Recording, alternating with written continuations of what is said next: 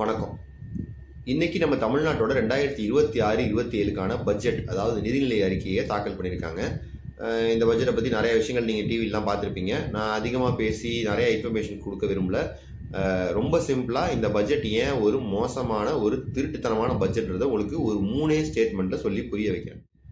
Number 1, நிதிநிலை அறிக்கையை பற்றி நம்மளோட ஃபினான்ஸ் செக்ரட்டரி அவர் என்ன சொல்லியிருக்காருன்னு பார்த்தீங்கன்னா, கடன் வாங்குறத நம்ம இன்னும் அடுத்த 50 வருஷத்துக்கு தவிர்க்கவே முடியாது. நம்மள மாதிரி ஒரு வளர்கிற மாநிலம் கண்டிப்பாக கடன் வாங்கி தான் ஆகும். இந்தியா மாதிரி ஒரு வளர்கிற நாடு கண்டிப்பாக கடன் வாங்கி தான் ஆகும். அடுத்த 50 வருஷத்துக்கு கடன் வாங்குறது தவிர்க்கவோ நிறுத்தவோ முடியாது.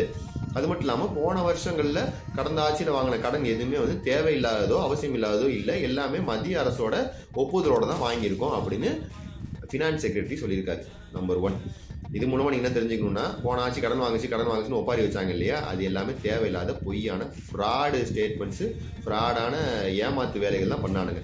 அதை புரிஞ்சுங்க. 2வது விஷயம் என்னன்னு பார்த்தீங்கன்னா, புதுசாக அறிவிச்சிருக்க நிதிநிலை அறிக்கையில் திட்டங்கள் எதுவுமே புது திட்டங்கள் கிடையாது. எல்லாமே பழசார்ந்த திட்டங்களுக்கு பேரை மாற்றி புது திட்டம் மாதிரி வச்சுருக்காங்க. எக்ஸாம்பிள் பார்த்தீங்கன்னா, ஆல்ரெடி வழங்கிட்டு இருந்த ஸ்டூடெண்ட்ஸ்க்கான லேப்டாப் மடிக்கணினி திட்டம், கலைஞர் வீடு வழங்கும் திட்டம், நான் முதல்வன் திட்டம், முதல்வன் படிப்பகம், அப்புறம் இது ஸ்பெஷல் ஸ்கூல், இது எல்லாத்தையுமே மாடல் ஸ்கூலு இது எல்லாத்தையுமே ஒரு வெற்றின்ற வார்த்தையை முன்னாடி சொருவி இவங்க கட்சி பேர் தமிழக வெற்றி கழகமாமா, அதனால் எல்லாத்துலேயுமே வெற்றின்ற வார்த்தையை சொருவி புது திட்டம் மாதிரி பேர் வச்சுருக்காங்க.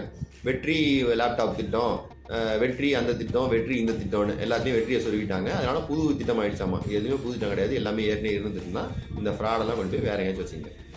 அடுத்தது 3வது விஷயம் என்னன்னு பார்த்தீங்கன்னா, கடன் சுமை. கடந்த ஆட்சியில் போன லாஸ்ட் ஃபினான்ஷியல் இயரில் நிதியாண்டில் 1.24 லட்சம் கோடி கடன் வாங்கினாங்க திமுக அரசு. அது 2025-26க்கானது. இப்போ இந்த வருஷம் பார்த்தீங்கன்னா, இந்த அரசு 2026-27க்கு 1.73 லட்சம் கோடி கடன் வாங்க போகிறதா சொல்லியிருக்காங்க.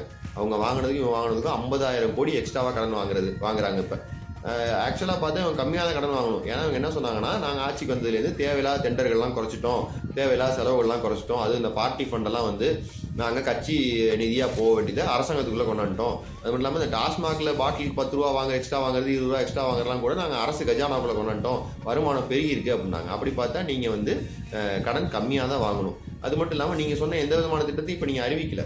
மகளிருக்கு 2,500 ரூபா கொடுக்குறேன்னு சொன்னது, எல்லாத்துக்கும் இலவச பஸ் கொடுக்குறேன்னு சொன்னது, இந்த மாதிரி பல திட்டங்கள் இருக்குது. அப்புறம் 6 கேஸ் சிலிண்டர் ஃப்ரீயாக தரேன்னு சொன்னது, இந்த திட்டம் எதையுமே நீங்கள் அறிவிக்காமலே நீங்கள் 50,000 கோடி எக்ஸ்ட்ரா கடன் வாங்க போகிறேன்னு சொல்கிறீங்க. இதுவும் ஒரு அயோக்கியத்தனம் தான். ஸோ இது 3 பற்றி தெரிஞ்சிட்டாலும் நீங்கள் தெரிஞ்சுக்கலாம், இந்த பட்ஜெட் ஒரு 1ஆம் நம்பர் ஃப்ராடு. அவ்வளோதான். நன்றி.